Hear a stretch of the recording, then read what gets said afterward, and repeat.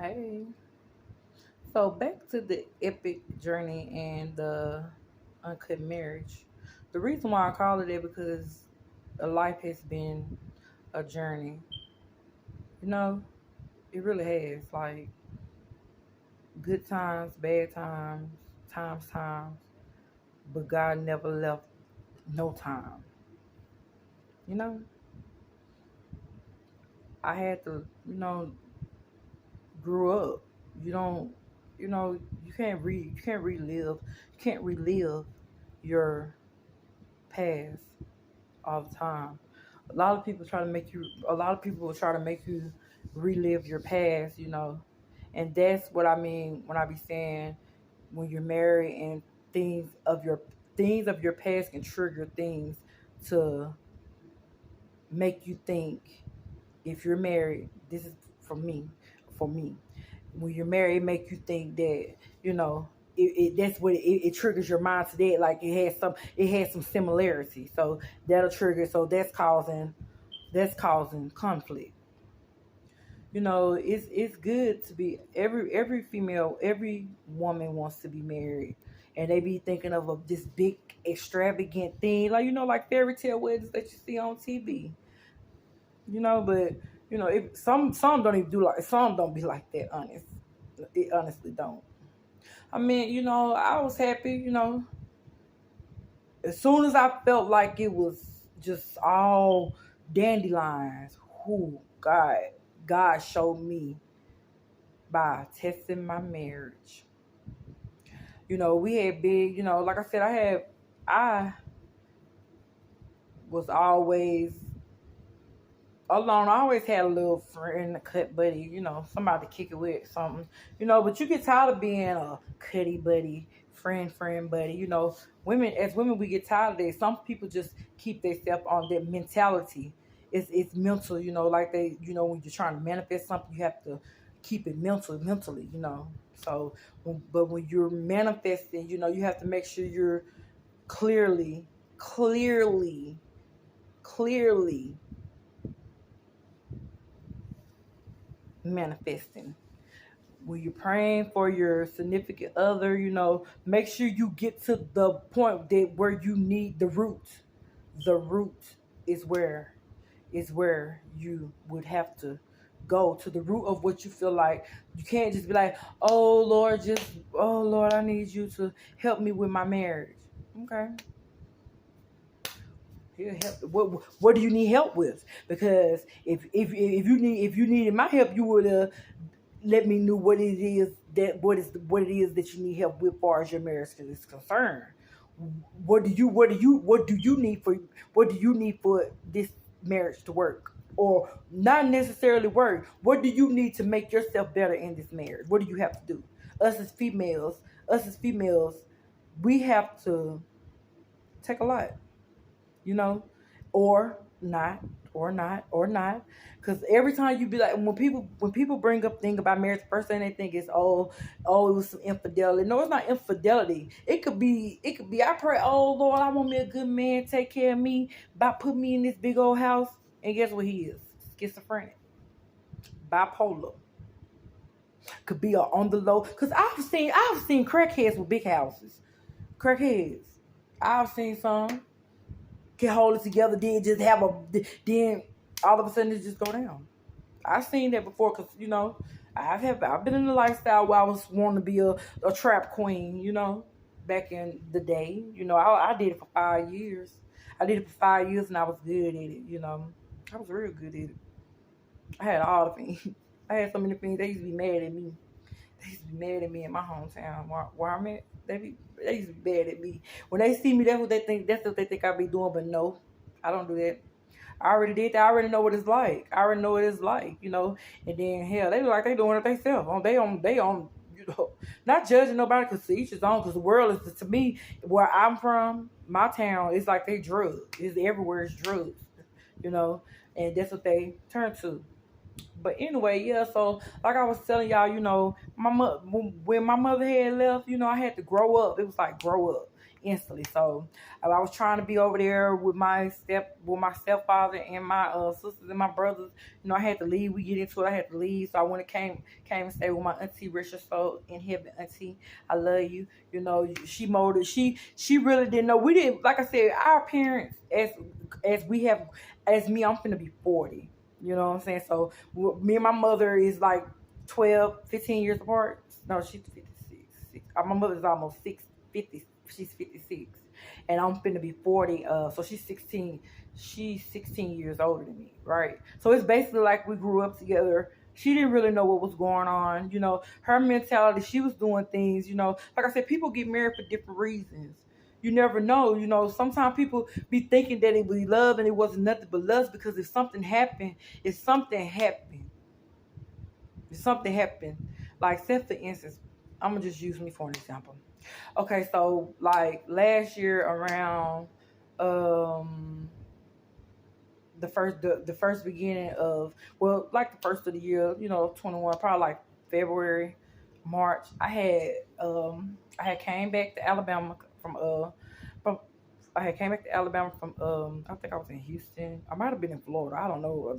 I don't know. I had just but my husband had took me around the world before we had even got married on my birthday on in 2019. So he had took me. I had been somewhere everywhere. Like, you know, I did a lot. So, you know, I probably wasn't. I guess I wasn't used to it or something. Cause we stayed into it. I wasn't. We stayed into it because I ain't never been. You know, and I'm like, you could just take me back. I wasn't trying to understand then. You know, because you have to let men. Sometimes you have to just let a man be a man, but you have to set boundaries. So yeah, I've been all kind of. I've been somewhere everywhere. You know, I didn't really this go round. That's the reason I call it the epic journey, because, you know, I had to learn a lot about myself, and I had to learn how to just understand and know that God is in control of us. You know, he made where if you say you walking in his image and you walk in his walk, we really have to let him do his thing. Some people be like, oh, well, God, if you praying to God and you need this to happen, you need to you gotta put works in. Works. He gonna work it. I've watched him my entire life, and I'm thankful. I'm thankful. I ain't complaining. The epic journey is this part, because you don't know you don't know what tomorrow holds, because you was trying to get to know, but it be so much, because when you get, like, say for instance, when you marry someone, you marry everything. You marry their family. If they have kids before you, or, you know, them your kids as well, you know, you would treat them as such, you know. But, you know, you take on a lot, and then you be trying to figure out, like, some sleepless nights, what's going on with the sleepless nights, what's going on, you know. Be straight up with me, you know. So then here come generational curses that's done haunted you all your life, and you just want an understanding of why, to get an understanding. I did too for a long time. I used to be wondering, like, man, she can't stand me, and then my sister, man, we used to be fighting all the time. We used to get fighting all the time, you know. She had me really messed up. I love my sister. I do. I just have to be cordial with her, and just, you know, just be cordial, because we can't be around each other too long. Me and my mother used to couldn't either, but this year right here, like I said, God broke me down and made me humble myself in front of him. Because for one, you're supposed to always honor your mother, because they did have, no matter what it was, because I knew how to pray at a young age. He had already gave me, so I used to be having, well, I thought they was deja vu dreams. But I'm sitting there looking at it. I could be sitting somewhere, and I just see something just run across, like it's not deja vu. It's what they say is a visual. It's visuals. Like, I be wide awake. Like, people, I like to be. I'm a Leo, 8/10. I'm a Leo, so I stand out in crowds. When I get around people, it's like I can feel everything they got going on. It being the fact that God gave me this gift, you know, and I do know some people abusing it, some people just don't acknowledge it at all. 'Cause the reason why I'm speaking up now, and why it has took me so long, is because I need to tell y'all about it, you know, because you know, even though it be rough, I don't care how much money you got. I don't care how much money you got. You know what I'm saying? That money don't make you happy. Money don't make you happy. It don't. It makes you happy. It makes you happy to be able to buy things, but it don't make you happy when you're when you're because God will give you the money, everything that you want. He will give it to you, and then put you in a world of turmoil with the money, right? Man, he'll have it where he'll break you down to the ground. He'll take everything that's given. He snatch it right from you just because you denied him. You denied him. You know, you have to be humble. For real, I'm talking about like really humble. Some of y'all, I be seeing a lot of YouTube. I be seeing a lot of people on YouTube. I see people, it's a lot of naysayers. It's a lot of people that judge you. It's a lot of people who hate you if you get up. I mean, that's crazy. That's crazy. Man, let me tell you, people talk about me every day and I don't got nothing going on. Nothing. I'm that girl. I'm that girl, you know. But as I got older, things, you know, I got married, things changed. You know, things really did change for the better for me.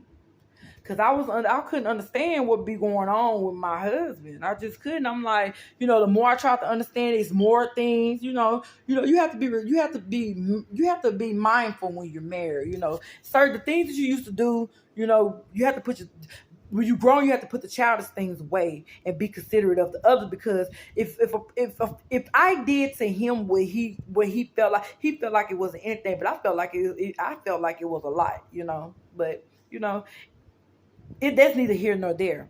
Like I said, it's a learning thing, you know, because like dang, sometimes you don't know what be going on in their mind if you really don't pay attention. If you really don't pay attention, like I would have never, you know, my hurt people try to throw it back, throw whenever okay, when you have a significant when you're married and you get married and you tell them the thing that hurt you the most and the reason why. Cause see, the reason why I feel like I actually went on to marry my husband because he was one of the ones that didn't really, he used to be around and everything. You know, he tried to get me for a long time. I would never do it. I was talking about like back in 2005. This time I was running through the hood. I had to work. You know what I'm saying? I was up. Everywhere I go, he used to be right there. He used to be laughing like, "What, boy? No, I'm not gonna be doing that. You and your baby mama. No, she gonna be tripping because one of her other baby daddies, child, we had kicked and he was with this other woman down the street. But you know, I don't know. I was just doing. He had a big old. I was just that's what I'm saying. That was that. You know, they said that was lust, but no, he was actually okay. He just was a drunk. I don't like no that drunk ass, just drunk like that. But anyway, he was good. But he used to be seeing me. He used to be seeing me like, I'm gonna get you. I'm like, boy, nah, I don't want no problems. They gonna be trying to be like that. I was trying to do this, that, and the third. And I really wasn't. It just happened. Everywhere I would be, there he would go. There he go. I'm like, it just be popping out of anywhere. And I was just like, is he fucking stalking me? But then it was kind of cute. And they used to be like, he gonna do this to you. He gonna rob you. He gonna do. So one night, I stayed in these apartments down the street from, you know, in my hometown. I stayed down the street from where I'm at now. You know, I'm from the south side's the realest. So I was in my room, and you know, I had an older homegirl. My older homegirl that helped me out. I became friends.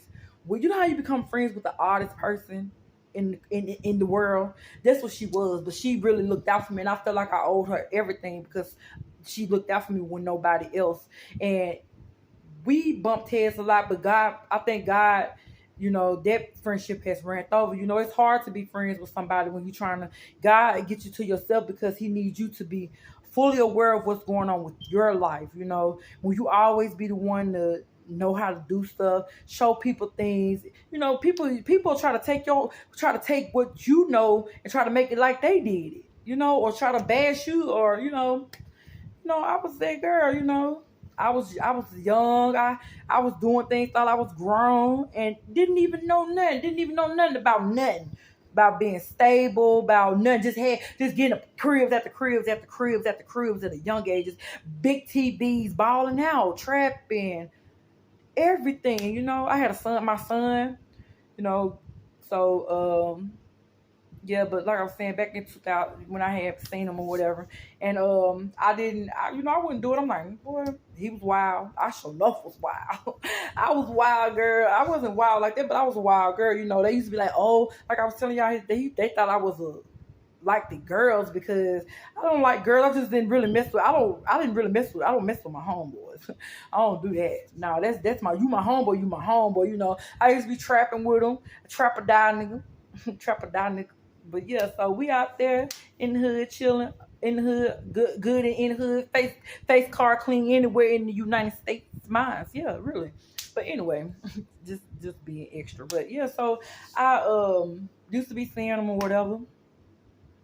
Then all of a sudden, I ain't never see him no more. I ain't never seen him no more. So the years went on, I had got into some trouble. Well, I had got into some trouble. I'm a thug. I'm a thug for real. They be trying to bring it up out of me, but I ain't going there. But yeah, but some people try to make it come about you. So I'm just all over the place, just rambling. But yeah, yeah. So I didn't see him or whatever, and I was staying. So I had moved to. I was after he had came. Well, my homegirl. We stayed in these apartments. Me, her, and my homeboy. We were staying in this apartment. So I was in my room. I had a toothache. I had just got off work because like I told y'all, I'm a CNA. I know how to do. I really love the elderly. I do, but I have to make sure I'm ready for that. I'm gonna open me a group home.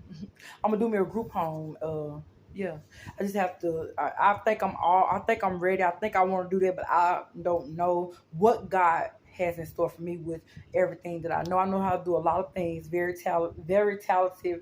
I always want to be successful. My son, he's good. He got himself. He's straight. He good. He work. My husband, he's a good fella. But anyway, like I was saying, I had went in there. I was working at this hotel down the street on the south side. It was called the Radisson. I was working in there. I was in there. So I was in the process about to get ready to give me a car. So I had a car. So I had drove my homeboy car and came back a little earlier and went in there. She was like, "Oh, what you doing, sis?" She called me sister. She never called me by my name. She always called me sister. She was like, "Sister, what you doing? You okay?" I'm like, "Yeah." So I was like, "I'm finna go ahead and lay down." Since when I went in there, I had my money, I had my ball, I had some work, and I had some weed. And I had some X pills and some coke. I had it sitting up on not trying to be funny, but I had it sitting up on top of my TV. I was in my room. I had just took off. I just took off my uniform and laid across my bed because I had a toothache. You know what I'm saying? Was going to the dentist. The dentist tomorrow, the next day. So I'm in there. You know what I'm saying? I didn't even know. I didn't even know until she told me. You don't let somebody in the house. You don't let somebody in the house on me in my room. You don't let him in there. But guess what, though? He ain't touched nothing. And I was covered up. And I know I ain't put no cover on me, but I went there because the air wasn't on. So I know I didn't put no cover on me. I know I ain't put no cover on me and I ain't have my fan on because I had a toothache. So I know I didn't put no cover on me and I was covered up. But everything was still there. So I was like, And she was like, "I'm so sorry. He acted like he was going to the bathroom and said he just came in your room. I thought the door was like he unlocked. He got in there. He opened the door." So he was like, so after that, I didn't see him no more. I had moved down the street. They moved. Him and his baby mama moved in the same. Where I had moved down the corner, down the street into these other apartments on the backside in the cut. They moved right down the walkway. I ain't know. I didn't know until I see him pop out the corner like, "What's up?" I'm looking like, "Where you come from?" He's like, "I stay right there." Like, "Oh, okay." So this was around like Mother's Day too, but like around Mother's Day, like right before Mother's Day, 2009. So my son, I had to go to work. I was working two jobs. I was working at these two nursing homes, trying to get it in, and I was trapping too, trapping die. They were finna put the police on where I was standing. They talking about they were finna move the police there. That's kind of funny. That's funny. But anyway, my son, I had to go because I was my son, my kid got my child got a chance to be a child. That's the thing about when you have kids, you have to let them be kids. Do not let them. I didn't let my son. I wanted my son to get to live to be live his childhood because I didn't get a chance to do that. I had to go from being in elementary school to grown, because when I made it to middle school, because I was just going to middle school when my mother had left. So I had to go from elementary school straight to grown, because that's the only thing I know. I'm like, I gotta get a job. I gotta do this. I gotta do that. I had got me a job and everything. I was working at TJ Maxx. I worked at TJ Maxx. I robbed TJ. I took TJ Maxx. I sure did. Them hunters. That's crazy, but that's neither here nor there. But that's the truth. But anyway, my son was in there, and I had came home from work. And my son was like, told me, he was like, what? My husband had been over there, and I'm like, what he doing? He was like, no. He was saying he was just coming to make sure I was okay because he knew you was at work. I was like, oh, so you opened the door? He was like, yeah, because I know. I seen you talk to him one time. I'm like, don't open the door for nobody when I'm not home. You need to call me and let me know. But anyway, he okay. And then I didn't see him, and I had went somewhere. I had just got me a little car. Had got that beat in there trapping. I was driving down the street, and when I came back, the landlord set all their stuff out. They had just moved in there because I thought I had been staying in my apartment for about a week, and he wasn't there, but it was his baby mama and somebody else and his homeboy. And his homeboy said, "Hey," he called me. He's like, "Come here. My husband wants you on the phone." I'm like, "Okay." So I get on the phone and he was like, what you doing? I was like, no. He's like, you just got work. I'm like, what's up? He was like, will you do me a favor? I'm like, what you want me to do? He was like, will you take my baby mama and them to wherever they need to go? Because I don't think I'm gonna be able to get back out, and the landlord ain't finna let her go back in there. I said, nah, cause they got the stuff right outside. And he said she can't go. She got to put all these groceries. They had just came from grocery shop, a whole row of stuff, like they had just came from Sam's Club. So I'm like, if I felt kind of funny because believe it's not honest to God, y'all. My sister and her and his baby mama is friends. We ain't never been friends, but she could do some fire hair, so she used to do my hair, but we weren't never friends, So when that's neither here or there. So he was like, I was like, well, yeah, because this a newborn. They got a newborn baby. You know what I'm saying? The baby one them probably like a month or two, probably about no more than 5 months. So I went up there and checked on my kids, see what he was doing, and they needed a U-Haul. So I went and got the U-Haul. They gave me the money. I went to go get the U-Haul. Came back, got all the stuff, got the groceries, and took them down. And so probably like about. I said about June or July. I get pulled over in the projects. I'm going to the projects, trying to take my little cousin to the projects. God rest her soul. I was trying to take my little cousin to the project over her dad's house. And I told her I didn't want to go. I was like, I don't want to go to the project right now. I kept on telling her, she's like, please take me. She gave me. She's like, I give you $100 to take me. I need to go check on my dad. I'm like, man, I felt like, you know how you can feel like something about to happen. I knew something was about to happen. I knew it was. I'm like, man, I kept on telling her, no, then you don't know how to drive. I'm like, man, get over to her dad's house, walk in there, tell him, hey, give me a drink. Police pull up behind me in the park in the thing. They were like, you got your license registered, da da da. Okay, you got a warrant. I'm like, a warrant for what? He tell me. So I go, they kept me until like 2011, from 2009 June to 2011, up there at the county. So when I get in there, I'm in the county. I had been in there for a few months. It was almost time for me. It was almost time for me to go. I had about probably like 6 more months. When I see him come through over there, I ain't even know. When you in jail and everybody come through, if you be in the hood, everybody know everybody, everybody's street, you good. Especially me, because I had to put stuff in everything I had. Oh my God. But I made good stoves in there. But anyway, and he had came through and I had seen him. And he said he needed some socks. And I gave him some socks. to my homegirl, the girl that was in there with me on my bunk. I gave her the socks to give them to him or whatever. And he was like, "Thank you." That's what he said. That's what he said. He was like, "Man, I love you ever since that day you sent me some socks when we was in the county." I be laughing. I be like, "Boy, shut your ass up." He like, "Ever since for real though." So I be like, "Man, nah, you ain't love me." He like, "Nah, I care for you though, cause you was just different." I was like, "Different what?" So, but anyway, I know what he meant, cause God blessed me like that. But anyway, so I never did see him no more. I never did see him. I I moved to, so I had a little trouble. I moved there. I had to move in 2011, 2012. I had moved in with my sister down the street from the other place because things had got a little rough, and I was trying to come back up after coming home, after getting out, coming up, trying to get myself back on track. We had moved. We had stayed in this. We had a house. We had a house that our mother had left us or whatever. We fighting every day. So we done tore the house up. So she made us move. She put us out the house. So we wound up moving down, still on the south side. We were on the south side, but we had to move to the Alphabet Street. It's called the Alphabet Street. So we moved to the Alphabet Street. We moved over there. And me and my son in there around Thanksgiving. Cause I got out, July the 23rd. No, August the 23rd. I got out. So I had been home for a couple of months. Thanksgiving had rolled around like 2011. We sitting in there, and it was somebody knocked on the door because we didn't have the door. I always have the door cracked. I don't never sit with no doors open because people just walk in. People just walk in. In my city, they'll just walk in. They'll just open your door and walk in. Especially if they know you, they'll just ask. Because my sister, she didn't really. Everybody, come on. But anyway, so we sitting there. I'm cooking Thanksgiving, or we making Thanksgiving dinner, and somebody knocked on the door. And my son, 11 years old, because he changed with the year. He was born in 2000. So he 11 years old. I'm like, "Somebody knocking on the door?" He was like, "Yeah, I'm smoking me a blunt." So I had to duck it out, you know what I'm saying? But you couldn't. He had the air freshener in his hand, walking like, "Mom." So I thought he like, it looked like the police. We whispering and talking. I was like, "Don't open that door." He was like, "I ain't finna open the door. That's the police." That's what he said. "It's the police. It's the police." I said, "It's the police for real?" He was like, "He looked like the police."